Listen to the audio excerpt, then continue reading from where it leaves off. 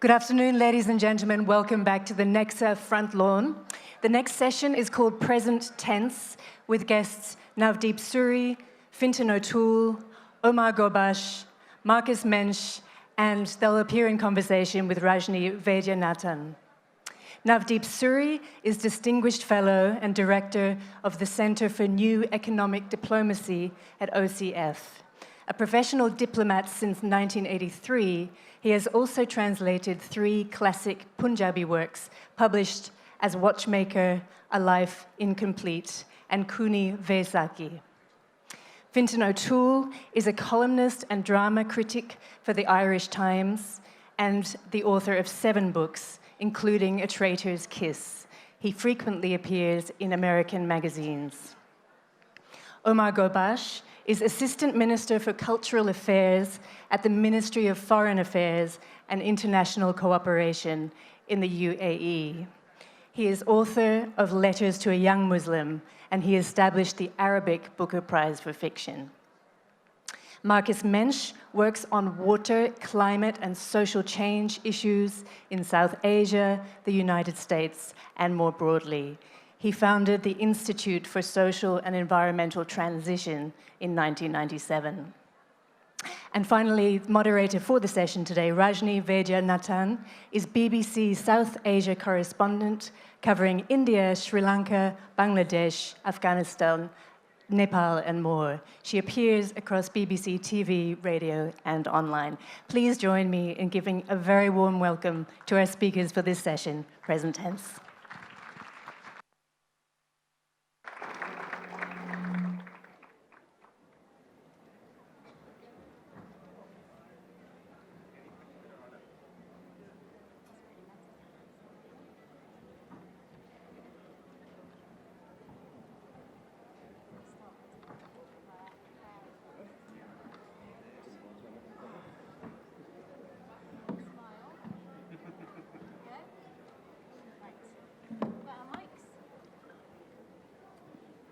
So, hello everyone.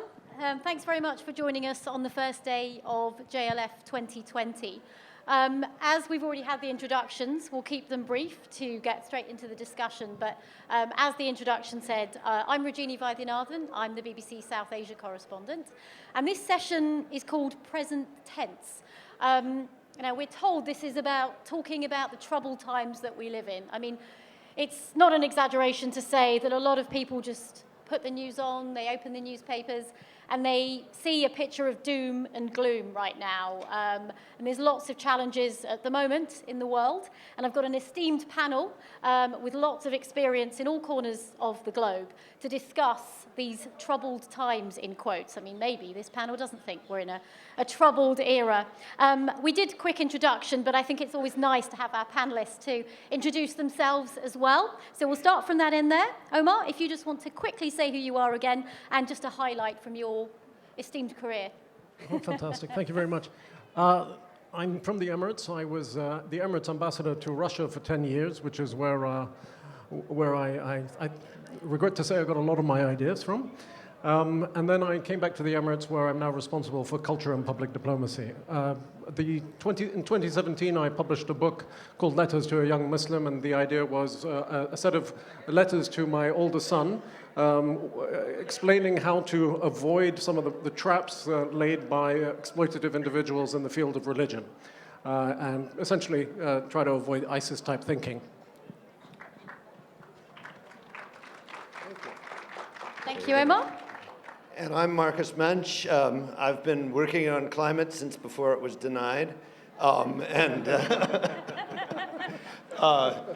been in and out of South Asia for a long time. I think the first time I was at the Rambagh Palace was about the time Indira was assassinated. And so I have watched the changes here and bring a bit of a cross between the upside, the global perspectives, and the more local of what's happening at the local level. I've worked on water, climate, pretty much my whole career. Thank you very much. Now, Fintan.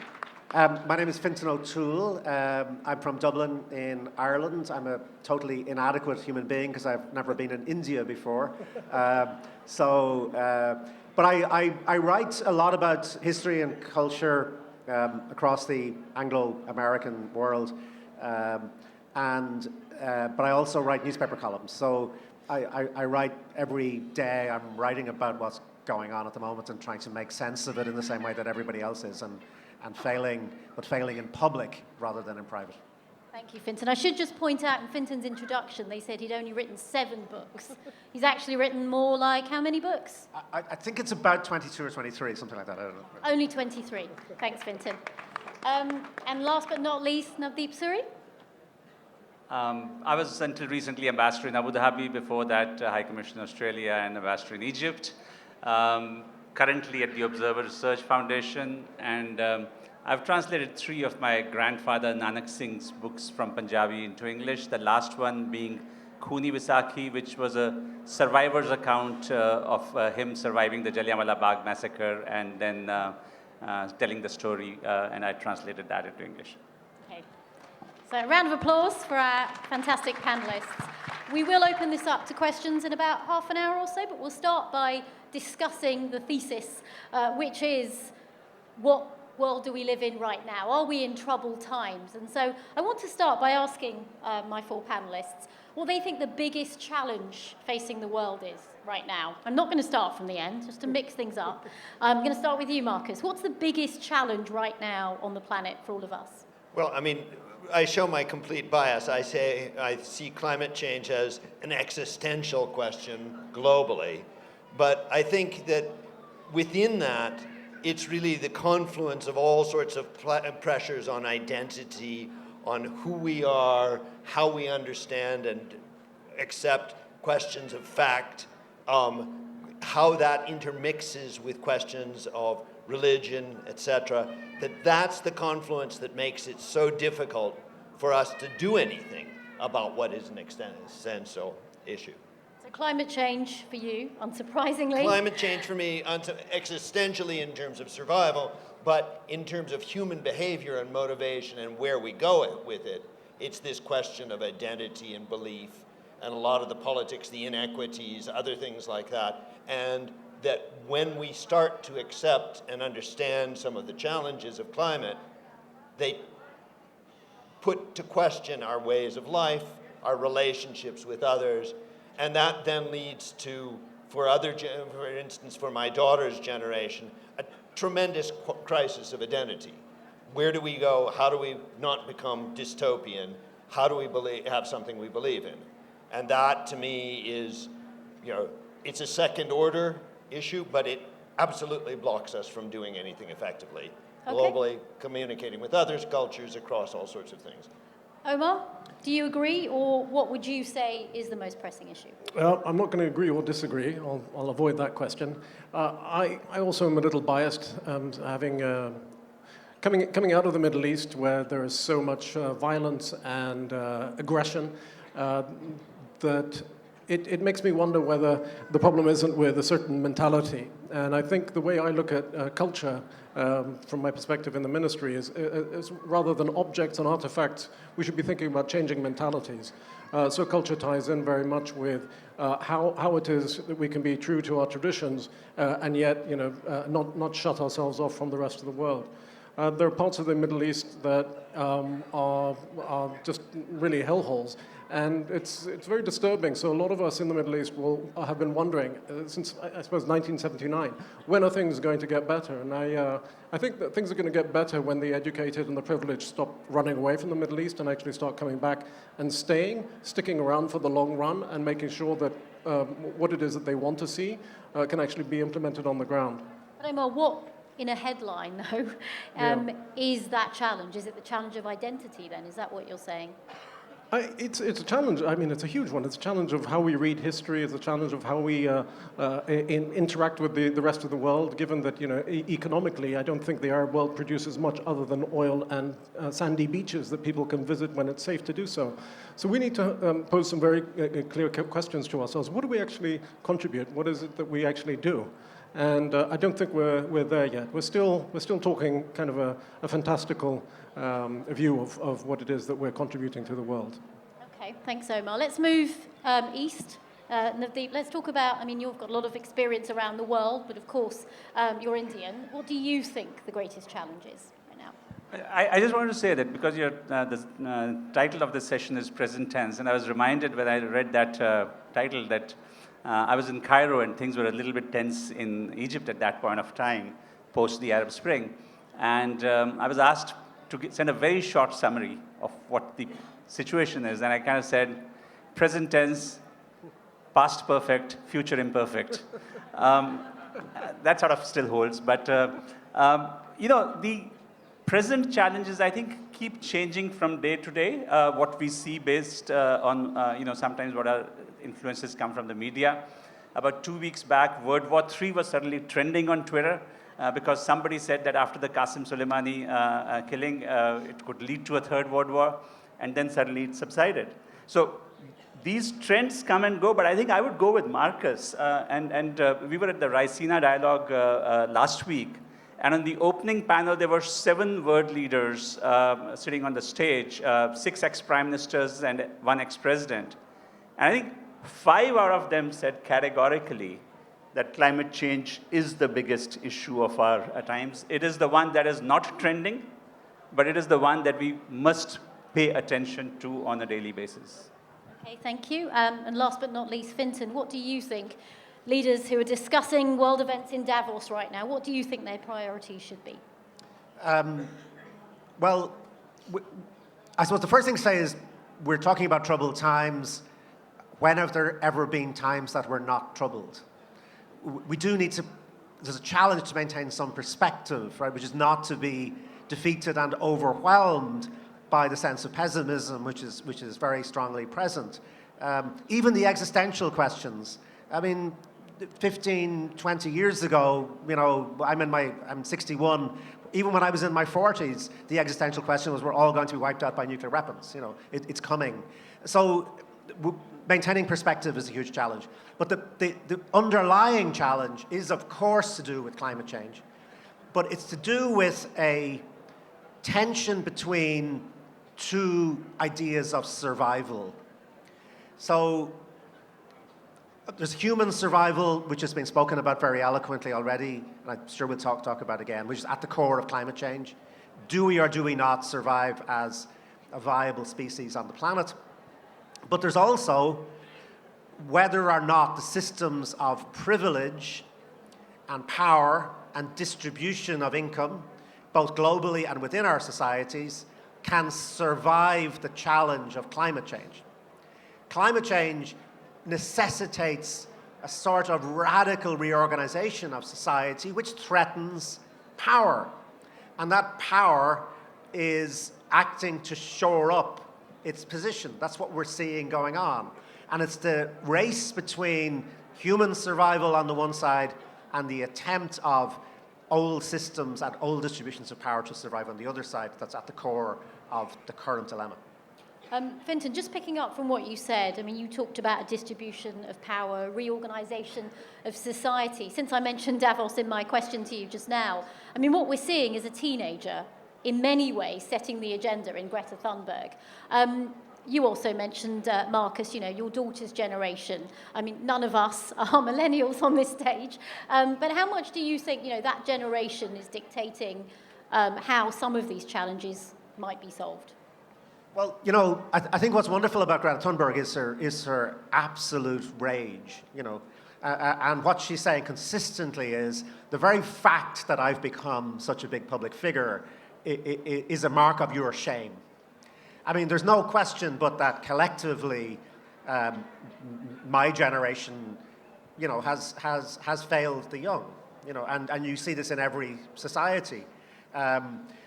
Not just in terms of climate change, but if you look at the global responses, for example, to the great financial crisis of 2008, 2009, objectively, who paid the price most for the terrible mistakes that were made in the financial industry? It was the young, it was children, it was young people. They were the ones who had their services cut. They were the ones who have been thrown into ever greater economic uncertainty. So the young are absolutely right to be angry. The question for them is how can they find ways of exerting political power, right? So it's obviously not good enough. They need to protest, but protest has to lead to the taking of power on behalf of the kind of change that they want to see. Let me bring Omar in. You've written a book, Letters to Young Muslims. Actually, I was going to bring myself in, if you don't mind. I wanted to well, ask there you Fintan a question. Perfect timing. I mean, what's your response to that? It's not a response, it's a question. I was just wondering, you talk about the threat to the essentially vested interests and political groups. Is there a difference in the way democratic societies deal with climate change versus non-democratic societies? Is there a kind of a silver lining in any of these systems? I think it's a fantastic question. I think the paradox is that authoritarian societies have the power to deal with climate change because they can issue diktats and they can have them carried out. So they can deal with the symptoms of climate change, but you need fully engaged democratic and civic societies to actually follow through on the kind of social change that's necessary. So we're kind of stuck in the situation where you can see societies like China, for example, top down. You can say, well, this is what we're doing. The real difficulty for democratic societies is that they almost need to be able to become command systems in order to deal with some of these things. But they don't know how to do that without sort of unleashing all of these forces of populism, all of these forces of denial. So I think we're caught between one and the other. Does that make sense? Mm-hmm. Yeah. No, it does make sense. And I sometimes wonder whether if Western societies, well, if you look at the US and I read somewhere that 50% of Americans can't find $400 in an emergency, which is quite a shocking number for me to absorb. So if the US political system can't handle that kind of inequality without reference to climate change, how would they then actually deal with climate change? Should we get Marcus to answer that, just to bring some... Yeah. Marcus is an American, so he probably can answer that. I mean, I think it's a really good question, and it's a central one, because equity globally is a central issue. But within the States, I read a recent figure that my daughter's generation, millennials, owns about 4% of the housing capital and others. In my generation, it was 30% at the same age. Mm-hmm. Okay, so there's been this tremendous increase of inequality, and you see that, the title of this session captures it very well. Present tense. They're very tense. There's tremendous pressure on them. And the political system is either running on palliatives and images of it's not an issue where we'll, make America great again, and solve all your problems, or it's running on pressure and fear in some of these without a clear narrative of where we go, how we go about it. And that's, to me, it's not a good answer, but we're right on that balance of how do you achieve something? I mean, politicians, as we say, they don't tend to move where they see the light, they tend to move where they feel the heat. And you get the pressure arising, but it has yet to articulate itself into a direction in this question between a centralized command and control, you can do something, versus something that is more representative, is really very central, I think. Let me bring Navdeep in. We're talking about the power of future generations to affect change. India has a population, half of this country, under the age of 25. How much do you think this country's youth population is going to drive some of those challenges? I mean, climate's just one of them. I think that present tense applies equally to India's youth as well. And you see that reflected not only in the protests on the streets, but also in the unemployment numbers, particularly amongst youth. So unless governments are able to deliver on some of the aspirations, we used to speak of a demographic dividend. I think we've got a demographic time bomb if we can't address the aspirations of young people. So I really feel that it's not just economic opportunity, but also a disconnect between how young people see the future for themselves, for the planet, for their generations, next generations, and how frozen the older generation, our generation, seems to be in its own methods. And equally a disconnect between them and the political leadership. You mentioned the disconnect between the youth and the political leadership. I think what's quite interesting is what we've seen in many countries, this kind of anti-establishment feeling across the world, and a drive for political representation, to be more diverse when it comes to gender and ethnicity. Omar, what do you think? I mean, do you think that change is happening? Do you think there is a drive to change the representation, certainly from where you are? Or is it still going to be older white men who are setting the global agenda? Wow, older white men, no. No offence given, or hopefully none taken. Again, looking at the region, yeah, there's a lot of focus on what youth can do and young people can do. I'm in two minds about it. I think there's a certain naivety and a certain a lack of realism in some of the discussions I've had with younger people. I love them; they're all great, but there is very much a focus on trying to capture their energy and release their energy and direct it in a way that is more productive. So. Yeah, I mean, to me, one of the things that I do see that is more positive is less in the political realm, but there's a huge batch of innovation going on. Tremendous innovation around water, climate, in terms of energy systems, all sorts of things, often driven by very young people. One of the problems, though, that goes back to this division is it's very geographically specific. It's very group specific. And it heavily depends on opportunities. So you don't get that innovation happening at the same rate, at any rate, in some of the less wealthy sections of the States. I mean, there's a real fundamental economic question, isn't there? Which is around innovation. So if you think about what have been the two great innovations of our time that have been driving economic change, one of them, of course, is IT and the internet particularly. And the other one is biomedical change, which has been driven by human genomics. Both of those projects were overwhelmingly public projects. They were done with public money. The World Wide Web, was developed in an international public project at CERN by somebody who made no money out of it and wasn't interested in making money out of it. It was a public good. The human genome was unlocked very, very largely through public money and through scientists doing it for the good of humanity. Both of these things are then hijacked and taken over by private interest. If you think about the World Wide Web, as an example, we just saw last week Google Alphabet becoming $1 trillion company, and then most analysts saying, well, actually it's going to become a $2 trillion company. We are seeing monopolies, we're seeing wealth in private hands on a scale which hasn't existed in human history before. And what we've seen is that, so you had these great public innovations, and the benefits of them then going to a tiny, tiny, tiny number of people at the top. Over 99% of the wealth, the new wealth generated, is going to that very, very top layer. Now, we won't survive if that continues to be the case. And the question then is, does rationality kick in at that level? If you have $1 trillion company, do you say, we're going to have $1 trillion company or a $2 trillion company for the next 20 years, and then civilization's going to collapse, so it's not going to be worth anything? Or does some kind of rationality kick in which says, well, actually, your company's worth nothing if human civilization is falling apart? So at what point do the people who have benefited so much from these great public innovations begin to understand that the way in which the benefits have been distributed is ultimately self-defeating?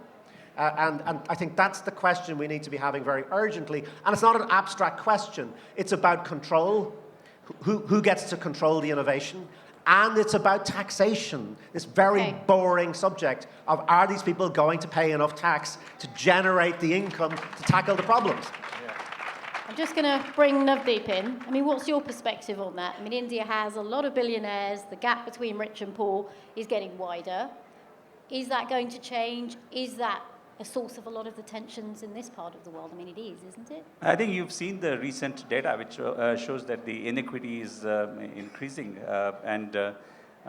So despite the fact that the preamble of the Constitution describes us as a socialist republic, there's no question that the gap between the rich and poor is increasing. And there's a larger concentration that is taking place in the hands of the few.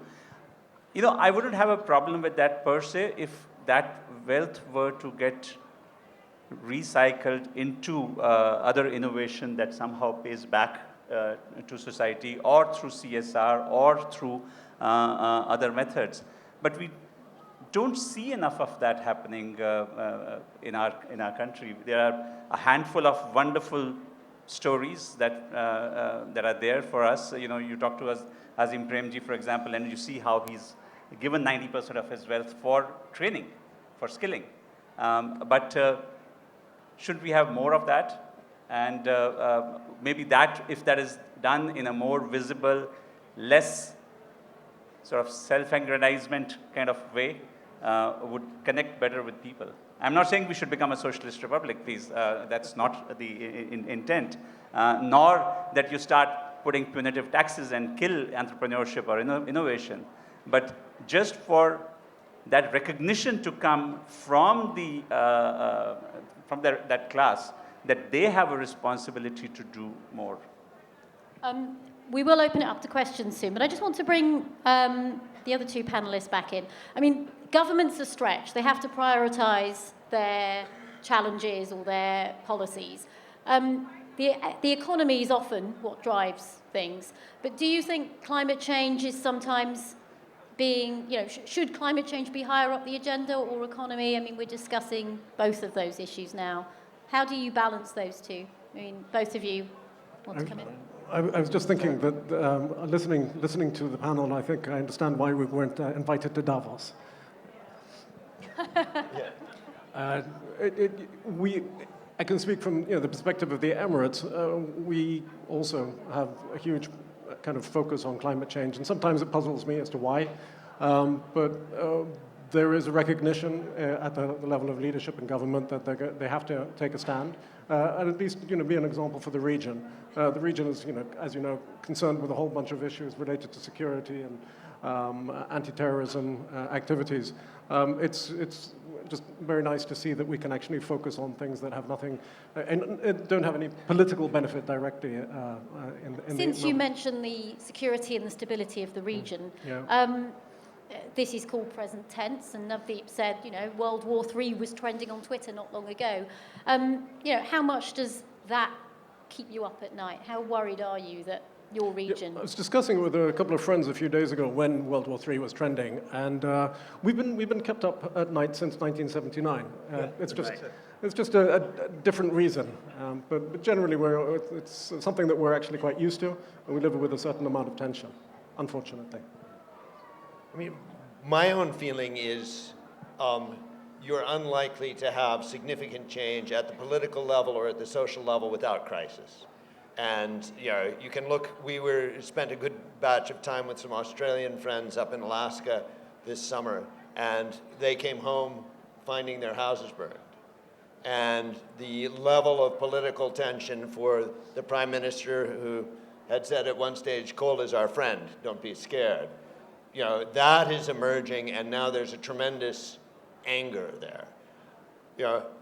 I think that kind of event, it often won't be directly climate. It's going to be an aggregation of issues. But I think that's where you're likely to get that real transition of attention, etc. It's again, you don't move where you see the light necessarily, you move where you see the heat. And I think that goes as well to the question of the big businesses. It's when they feel the heat and they go, we're not going to be here. We're going to be like I remember going to the British Museum and looking at these sets of Roman silver, beautiful silverware, found over about 150 years in southern England, and all buried within 1 year. When people feel that there is that transition going to happen and that question of culture, that's when you may get that attention. I don't know, that's a pessimistic view, but it's kind of it's a World War III, but it's not a World War III between nations. It's a World War III of tension, and within nations. You're right. I mean, I think I'm going to open it up to questions, because then we'll end with predictions from our panelists for the years ahead. But I think just drawing on what you've all said, I mean, crisis sometimes sparks the urgency for politicians to act. Climate change has to be balanced with other issues in the world, like corporate greed, you said. Also just trying to make sure that the economy is sustainable. And that there's always been troubled times. I mean, this is nothing new. On that note, has anyone got any questions to our panelists? Should we start with, well, the gentleman there, since he's got the microphone. Hello, gentlemen. Could I just say, while we're doing that, could we make sure that they're questions rather than statements, please, as well? Yeah, I guess you guys are as confused as we are. So what's the solution? I mean, point is that all of these things which we are symptomatically seeing, whether it's climate change or civilizational issues, what is the foundational thing that we can do to solve the issues? Any thought on that? I didn't hear that. Okay, so I think you all heard that. Can you answer that in 2 sentences? I think it's recognition of the costs that climate change is going to impose on us, because it's often there we get stuck, or who's going to pay for it. But all of us really will bear the cost in multiple ways.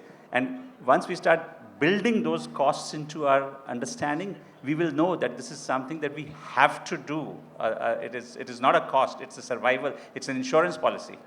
Just picking up on that quickly, how do you force people to care about this? Because I think some people think the climate issues are just in the way off and it doesn't matter. So without getting too trade unionist, but where I currently work, we've produced a bunch of research papers which show you in hard numbers what the cost of climate change is. For example, to infrastructure in coastal areas. You go to Orissa and see the power lines being destroyed, and it's a real cost. You see the seawater level coming up and houses being destroyed. It's a real cost. Once you start computing those costs, what does a worse than usual cyclone do? It causes $10 billion, $20 billion of damage. Factor that, and then you'll see that there's money to pay for it. But if you think that that's a one-off, it's not going to happen again, then you're living in a fool's paradise. So the key to this really is 2 things. I mean, one, just pick up on what you're saying. There's a wonderful line in Bernard Shaw's play, St. Joan, where Joan asks the question, she says, must Christ be crucified in every generation to save people who have no imagination? And so the question is, do we have to see it? Do we have to see the world burning before we can believe in the inevitability of the forces that we have set in train? Now, if the answer to that is yes, well, then maybe it's an optimistic answer. We are seeing it. If this horror is what we have to witness in order for this to become the central way that we think, then maybe it's happening. But the key to this is going to be, this is why the issues of equity and economic justice cannot be separated from climate justice, right? Cannot be separated from climate change. It's simply because if what people have seen over the last 20 years is fantastic new technology whose benefits have largely been reaped by a very small number of people at the top. If we say to them, there is fantastic potential in innovation dealing with climate change, but the benefits are only going to go to the top 1% of the 1%, people won't buy into it. So in terms of your question about what the solution is to link together the ideas of what we need to do as a species to survive with an idea that the benefits of this extraordinary revolution of technology and society are going to be shared equally and not in the unequal way that the benefits of the last revolution were shared. And, to feed off that, in a sense, my answer on it is it's 1,001% solutions. It's no one grand solution. And it's often where I get actually fairly optimistic around water things and around coastal things, having worked a lot of them. I see tremendous innovation happen by people. When water is coming in their house, they do something about it. And they usually raise the house. Where the equity issue becomes central is you have to have money to do that. Okay? And so the distributional things are the enabling things. And it's 1,000 different types of things in local context. You do need the governmental level action. It needs to be enabled. It needs to be okay. but there's so much happening at that grassroots where people feel the pressure. Do you think we're all hypocrites in some extent, though? We all take planes, we all, contribute to this carbon footprint. I mean, you flew to get here, didn't you? Yeah, I mean, there's a cost-benefit that came in my mind that was very explicit about it. Is coming here and talking to a batch of kids, which is what I was doing before this, and sparking ideas worth it? I have no idea. We make the trade-off, we choose it, we do our offsets. Do we believe the offsets? Well, there's some things that are written in sand, but... Can I just say... Sorry, Fintan, I need to bring Omar in first, sorry. This will be worth your time, Fintan. I spent a few years mixing with the political class in a number of different countries and continents.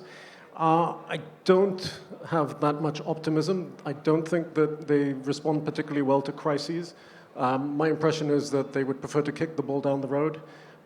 You're in politics for a little while, you're out of politics, you've got to find something else to do. So I think that the only real kind of hope is genuine political leadership, a leader who comes out of essentially the West to stand up and say, this is a price we have to pay. I don't know if that could work. Is Greta that leader at the moment? No, I'd say that you need somebody who's actually a part of the system, who actually understands how the system operates, the mechanics of it all. I just want to get a few more questions and then I'll come back to your thought in a bit. There was a lady, I want to get a lady now. Any women? There, front row with the sunglasses. Thank Got a you. microphone? Yes. I would be interested to hear from the panelists, or one of the panelists, some comments about challenges facing women in the 21st century, including whether you think it's just coincidence that you are 4 men on this important panel today. I can't see where you are. Can you stand up? Whoever asked that question. There you are. It did cross my mind, and it did cross our minds. But we are where we are. But yes, you did point out that this is an all-male panel, but very happily, I'd like you to answer that question anyway. Not that I want men to speak for women, of course. Yeah, again, I speak from the Emirates' point of view. We live in a very traditional male patriarchy, and in spite of that, I think it's a third of our ministers are female, half of our Federal National Council is female. My wife is female, in fact. So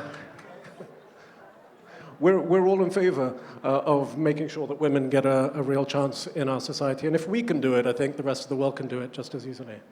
But the serious point in your region is that women don't always have the opportunity to speak up, do they? No, absolutely. And that's what I'm saying. It's actually political leadership 40 years ago that made the decision that actually women were going to be equal members of the society. And in fact, most of our government, I think it's even 60% of our government employees are women. They just tend to be a little more reliable than the men. The men are all a little too wild. Can't handle them.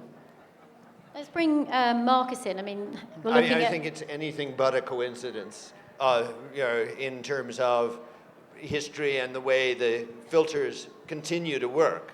I think one of the points that I find optimistic is the New York Times endorsement of the combination of 2 women as the main ones for the Democratic primaries. Elizabeth Warren and Amy Klobuchar. Very different politically, but a real recognition that there's a very different perspective of many women on what one can do. Let's be honest, they're not the favorites, and they're not not the favorite. Well, they're not the still... favorites, but there is no solid favorite at this point. Biden is a weak favorite at best. And if one's looking to leadership at all in the States, we need a change. It's fundamental. Fintan? First of all, I would really like to apologize for being on a panel. I mean, absolutely seriously, this panel was put together quite quickly. I didn't realize it was all male, and I wouldn't have done it if I knew it was. We have to stop doing this. It's just not... Can I just say this? I normally, and I don't want to kind of do anything bad on the organisers, but I normally don't do panels unless they have another woman on. It just, and particularly when you're talking about the world and the world's problems, and you can't exclude half the world from that. Look, the one thing that all of our societies have in common is that they've all been structured around the oppression of women. You know, it's a fundamental organizing principle of the kinds of cultures and societies that we have. It's what they have done. One of the reasons why we should not be as pessimistic as current events might make us feel is that part of what's going on at the moment is a male reaction to the threat to male status of the great new wave of feminism that we're seeing around the world. It is the single most important social movement that we've seen over the last 100 years. It's been the movement for the liberation of women. It's a movement which is continuing. It's a movement which is finding new forms and new voices. And part of what we're seeing in this kind of reactionary trend, it's not accidental that it's around a strong man. It's not accidental that it's around, you know, trying to valorize certain ideas of maleness and of male power, because that power is being threatened. And it's being threatened in really welcome ways, and this reaction is a reaction which will fail. So one of the reasons to feel optimistic about the next 50 years is that it is going to be one way or the other a world in which you won't have all men on panels anymore. Don't worry, this panel next year will be all women, we hope. Let's bring you in, Navdeep. Yeah, I mean, I'd hate to counter Fintan's optimism, but, you know, while I could be complacent that I'm here because of the last 50 years or 500 years of history, but the reality, unfortunately, in India is that despite stellar examples of women reaching the highest positions and doing extremely well, for the country as a whole, the percentage of women in the workforce has declined in the last decade. I don't have a good answer for it. I've asked people about it. I see young women in cities with degrees who would rather not work. And I'm mystified by it. So there are, is it because of law and order? Is it because the workplace is an unequal place and they don't feel safe? Is it because of male dominance, et cetera, et cetera? But I really think as a society, if the percentage of women in the workforce remains in the 20s, which it is currently, we will not make the progress that we have ambitions for. That's not on women. It's on society, which is run by men, largely. Right, another question. I am going to pick another woman to balance the female voices. How about that lady there in the black?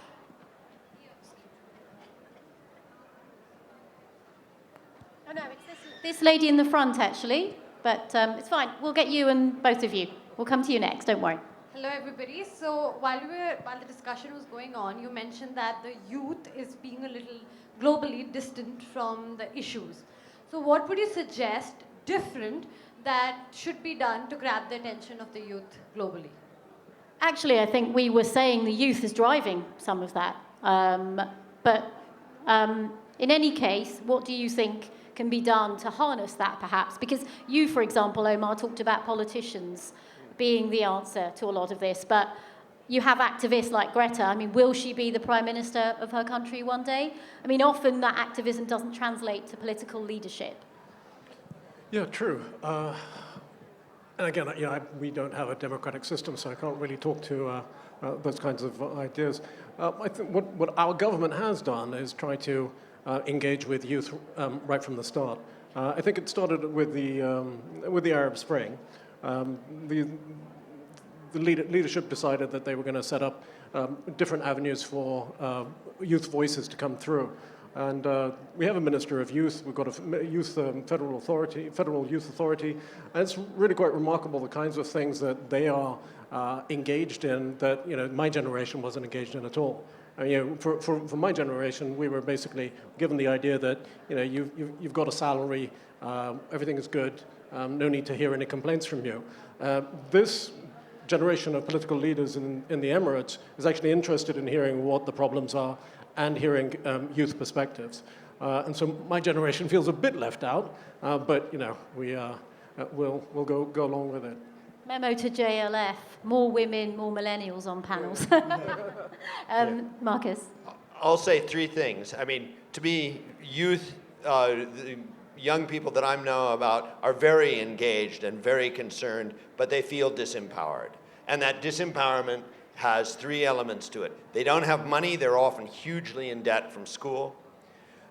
They don't have the, and that relates again to this whole question, and I think inheritance, taxation, etc. Second, climate change, a lot of these things are presented as massive challenges where unless you can do something globally, unless you can be Greta, you can't be anything. And so it is that question of recognizing the contributions people can make in different ways. And that's absolutely critical. And third is recognizing it in ways that are not tied as closely as they have been to previous hierarchies, whether it be male, female, whether it be racial, whether it be regional, because those then become massive blockages of optimism, energy, etc. Okay, I'm going to have to speed you all up because I would like to get that lady's question in as well. So just a very quick answer if you don't mind, both of you. The way to engage young people in politics is for politics to engage with the issues that affect young people. Simple as that. And politics often doesn't. You know, how little of our politics in the West certainly talks about the nature of work and the way work has changed and the way so many young people, if they get access to work at all, it's extremely insecure. It gives them no real predictability. I mean, these are issues that if they were affecting older people would be absolutely front and center in the political and journalistic agenda. So there's no mystery when younger people feel turned off in politics if the politics is not engaging with the issues that are affecting them on a day-to-day basis. Navdeep? I think to listen. And if you can't listen, then read the writing on the wall, because it's coming at you. Okay. Have you got the microphone now? Excuse me. Yeah. Good afternoon, everybody. My question... Oh, no, this lady here, I promised, could go next, because she's been waiting very patiently. It's the lady on the second row. She has a mic in her hand. Do you want to just speak into it? Sure. Can we hear you? Can I go on? Yes. Yeah. Okay. Thank you so much for such an intellectual session. Is that okay? Okay.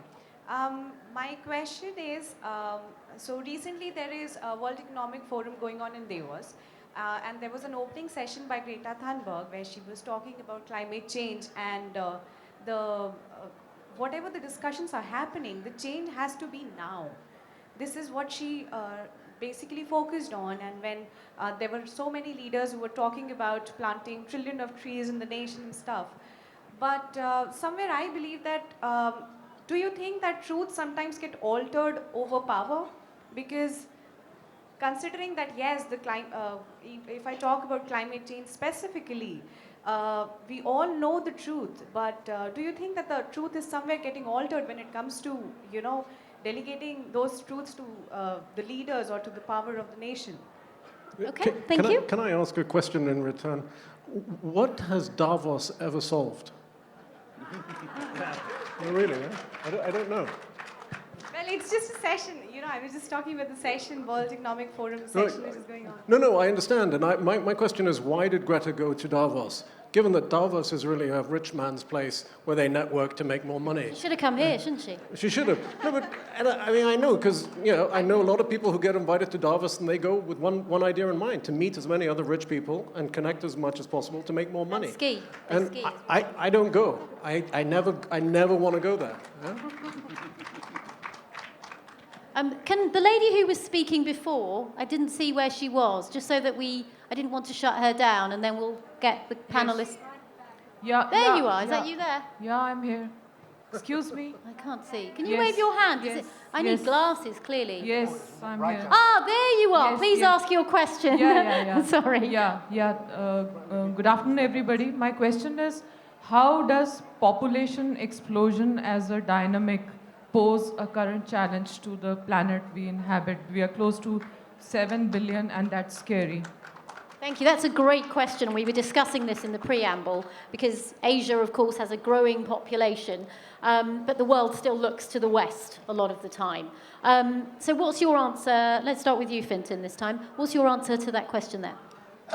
There's absolutely no question but that growing human population is at the heart of our crisis, because it's placing an intolerable burden on the resources of the planet. The question is, how do we deal with it? And actually, we know the answer. The answer to exploding population is the empowerment of women. Every society where women have been given real control over their lives, and in particular over reproduction, has led to stabilization and falling of the population, because women decide not to have vast numbers of children, but they have to have the power to make those choices. I just say agreed. Omar? Any thoughts on population as well? I think we are seeing some decrease in India in the net increase, net fertility rates, but there's a long ways to go. You can see the states that are doing very well and the states that are not, and there's a direct connection between the laggard states and their feudal structures. And so, the point that Fintan made, you can extrapolate from that because the structures are feudal, the birth rates remain where they are. So to break up those structures and empower the women is the way to go. Okay, there's a gentleman there who keeps waving his hand, so I do have to ask a man to ask a question now. Thank you so much. We haven't mentioned China, or you haven't mentioned China at all, and the rise of the authoritarian state, which has a lot of downsides: surveillance, social credit, but the ability to get stuff done by decree. What is your view on whether our democratic governance systems are up to the job of dealing with an existential crisis like climate change? Okay, thanks. You're right, we haven't even mentioned Africa as well. We've tried our best to get around the globe in an hour. Omar, I think it might be interesting to bring you in on this first. I think I asked Fintan that question earlier, no? Yes. But I'd love to get your perspective in more detail in answer to the question, because you come from, the Emirates. It's a different... Well, we do have a top-down government which listens to its people and tries to develop consensus-based solutions. But it is definitely top-down, and we can get things done much more quickly. The only problem is we don't control half of the world's population, in which case we would have solved all problems straight away. The question was specifically about China. Do you want to come in, Marcus? I mean, the question was partially about China, but partially about democratic systems. And, I think that there are two very different models of how you respond to climate change that are kind of not discussed. One is locates most of the response in governmental structures and in governmental action. The other one says, actually, there's a lot of local context and there's 1,001% solutions, and that you need enabling frameworks at the national level, but there's a huge amount that can happen through the local level and through innovation at that level. I think the test for democratic systems is in that second one. Can you push the wealth distribution, get the resources to people, enable people, and then we'll find out. Okay, we've got about 5 minutes, so if you two could quickly answer, I might be able to squeeze one more question in. So it's a fantastic question, and it's not one to which there's an easy answer. I think you're absolutely right that climate change and all of these challenges that flow from it are so enormous that we cannot afford any part of society not to be part of the solution, right? So it cannot be top down, but at the same time it must unleash the power of big government. We need big government, and we need incredibly engaged civil society, private companies, scientific innovation, the kind of work that you've done, all these. So it's not either or here, it has to be both.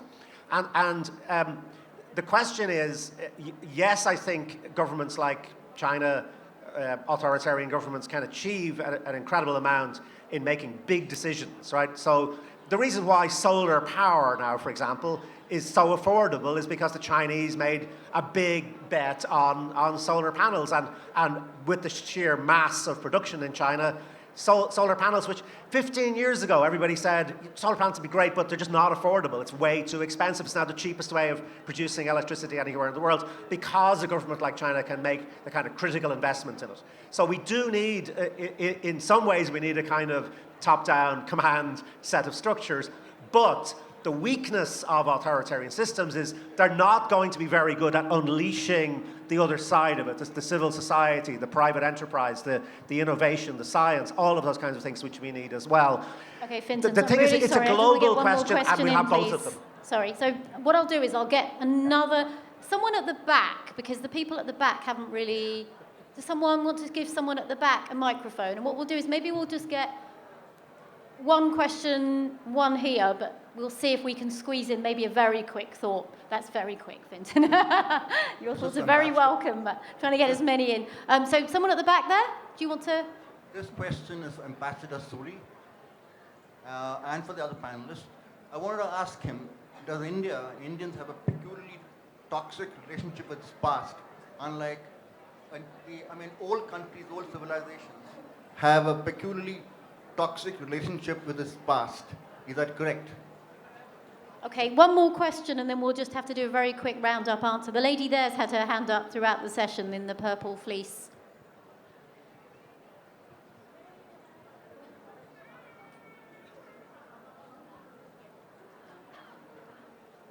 Excuse me.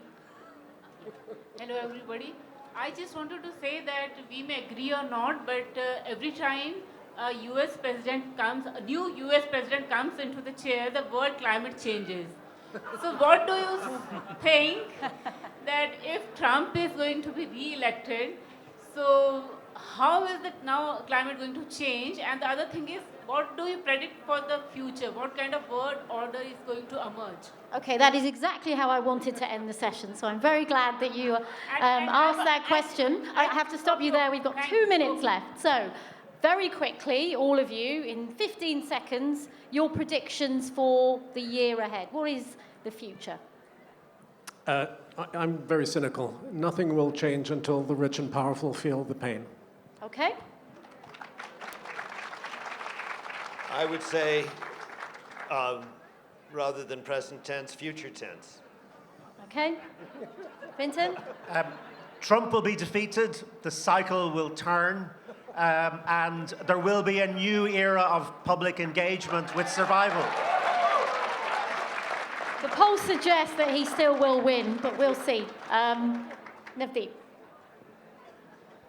I don't think we have a toxic relationship with the past. Let me just get that out of the way. I would say more power to your aspirations, Fintan, that, may your words ring true. Fintan for president, maybe. Thank you, everyone on the panel, Omar, Marcus, Fintan, Navdeep. Thank you all for engaging in this session. And yeah, next year, maybe another woman. Thanks very much. Once again, our thanks go to Navdeep Suri, Fintan O'Toole, Omar Gobash, Marcus Moench, and for stellar moderation, Rajini Vaidyanathan. The next session happening here at the Nexa front lawn is in 15 minutes. That session is called Sonali's Book Club, with Sonali Bendre-Bahel in conversation with Meru Gokhale. And that session will be presented by UFO Movies. It starts in 15 minutes. Please stick around. Thank you.